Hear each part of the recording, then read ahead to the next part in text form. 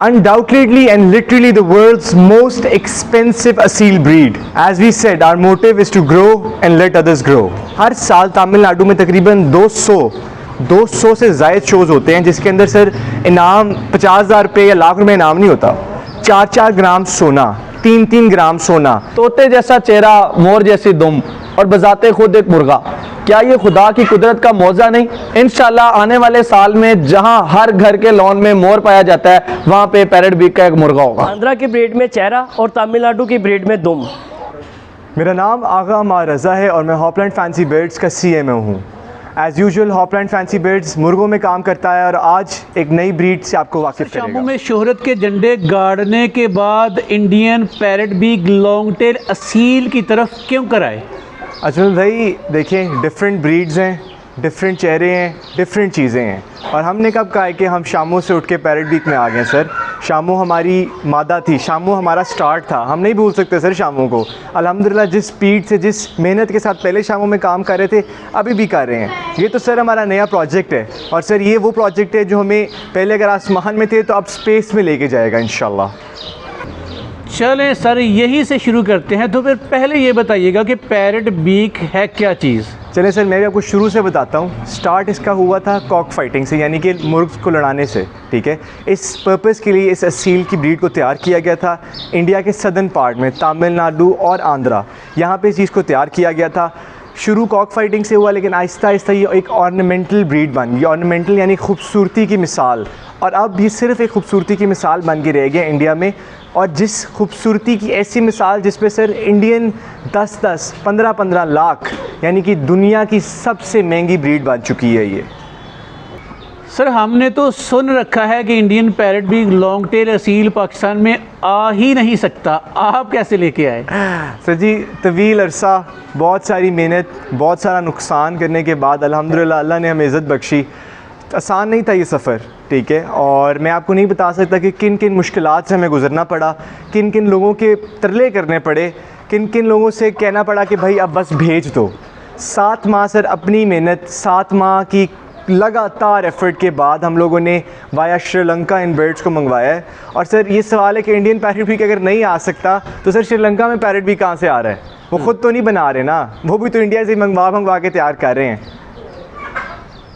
Sir बताइएगा कि आपने Indian parrot beak long tail Aseel कितने मंगवाए या कितने मंगवाने में कामयाब हुए? सर अल्हम्दुलिल्लाह 30+ हैं ब्रीडर्स और पट्टे पट्टियाँ, लेकिन अगर हम चूज़े और पट्टे पट्टियाँ को टोटल सम अप करें तो ये लगभग 50 के करीब बात बन जाती है। लेकिन फ़िल वक्त हमारे पास सिर्फ अब तकरीबन 21 ब्रीडर्स रह गए हैं मौजूद। पट्टे पट्टियाँ सर सारे सेल आउट, चूज़े हमारे पास ख़त्म हो गए हैं और अब सर ये जो रोके हैं ये ब्रीडिंग के लिए रोके हुए हैं। और अगर कोई भाई बहुत इसरार करेगा और अगर इनकी मुँह मांगी मालियत देने के लिए तैयार होगा तभी शायद सेल आउट कर दें। सर आप कह रहे हैं कि ये दुनिया की महंगी तरीन ब्रीड है, बट कैसे? सर जी ये बात मैं कह नहीं रहा, ये बात ट्रू है, ये सच्ची बात है। देखिए सबसे पहले मैंने आपको कहा 10-12 लाख 15 लाख तक का इंडियन पैरेट बीक, यानी कि इसकी मालियत पाकिस्तानी रुपीज़ में सर 2.5 रुपये से ज़रब दें तो 30, 35, 40 लाख तक जा सकती है एक बर्ड की मालियत। लेकिन सर ये ऐसे नहीं हुआ। हमारे यहाँ पे पाकिस्तानी जो मार्केट है, पोल्ट्री की मार्केट है, इस पर सीधी बात करें तो सर कंपटीशन हेल्दी नहीं है। लेकिन इंडियंस और ख़ास तौर पे तमिलनाडु के लोगों ने बहुत ही खूबसूरती के साथ सर इस ब्रीड को मेंटेन किया और इसकी प्राइस को वक्त के साथ साथ ऊपर लेके गए। ये सर आपस में लड़ के, आपस में एक दूसरे के साथ बदतमीज़ी करके ये चीज़ इस तरह नहीं होती। हर साल तमिलनाडु में तकरीबन 200 से ज़ायद शोज़ होते हैं जिसके अंदर सर इनाम 50,000 रुपये या लाख रुपये इनाम नहीं होता। 4-4 ग्राम सोना, 3-3 ग्राम सोना, 1-1 ग्राम सोना, 50-50 ग्राम सिल्वर इनाम होता है। सर जो बर्ड जिसका इनाम 4 ग्राम सोना होगा उसकी आप अपनी मालियत लगा लें, उसके चूज़े की मालियत लगा लें। और ये इंडियन सोने की बात हो रही है। सर सोना एक ऐसी चीज़ है इसकी value all over the world somewhat same रहती है। तो सर क्या आप मुझे खुद बताएं कि 4 ग्राम सोने का विनर मुर्गा दुनिया का सबसे महंगा मुर्गा नहीं होगा? उमर भैया Indian parrot beak long tail Aseel की ब्यूटी को ज़रा डिफ़ाइन कीजिएगा। सर जी ये खूबसूरती में बेमिसाल चीज़ है। मतलब अगर कहा जाए कि इसका कोई रद्दो बदल हरी, मतलब इसका कोई मुकाबला है ही नहीं। इसके बारे में मैं कहता हूँ कि तोते जैसी चोंच है, मोर जैसी दुम है, बजाते खुद एक खूबसूरत मुर्गा है। मैं सब नाज़रीन से ये सवाल करना चाहूँगा कि क्या ये खुदा की कुदरत का एक अजीम मौजा नहीं है, ये जेनवनली एक मौजा है। ये मुर्गा नहीं, एक मौजा है जो इतनी खूबसूरत और नायाब चीज़ है ये।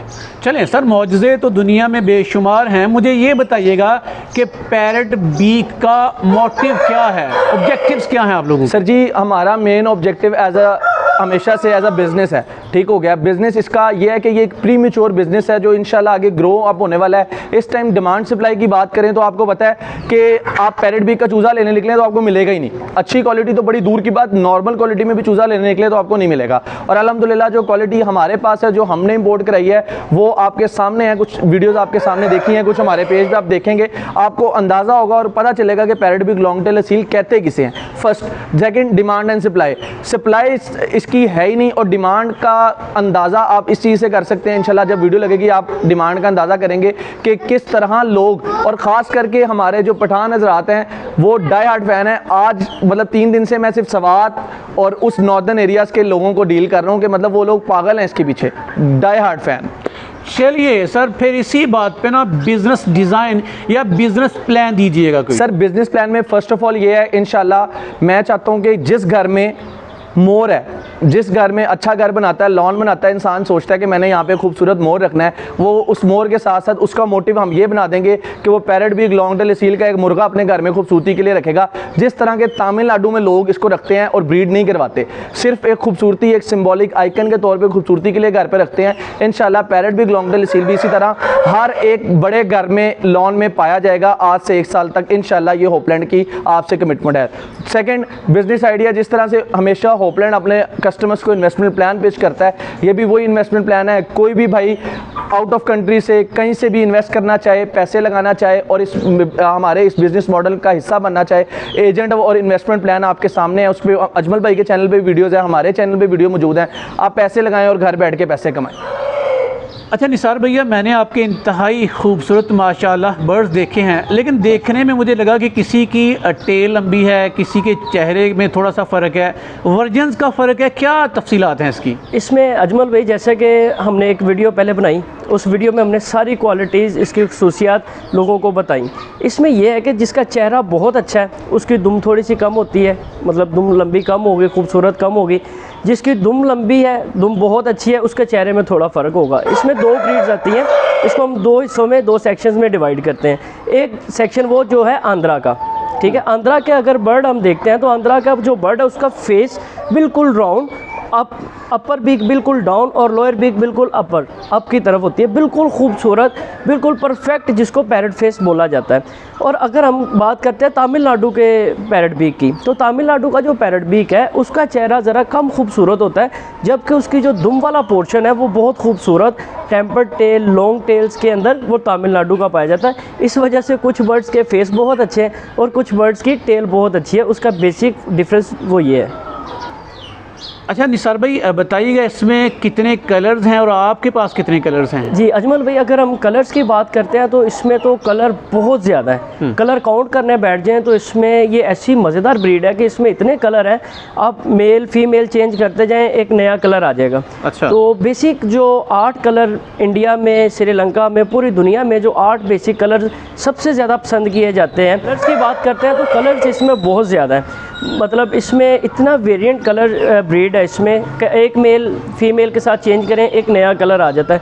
लेकिन इसमें जो बेसिक 8 कलर्स हैं जो पूरी दुनिया में बहुत ज़्यादा पसंद किए जाते हैं, उसमें पुंद्रम ब्राउन, सिवलाई बहुत मज़ेदार कलर है जिसको हम लाखा बोलते हैं पाकिस्तानी लैंग्वेज में, पाकिस्तानी शौकीन भाई जिसको हम लाखा बोलते हैं, वो है सिवलाई।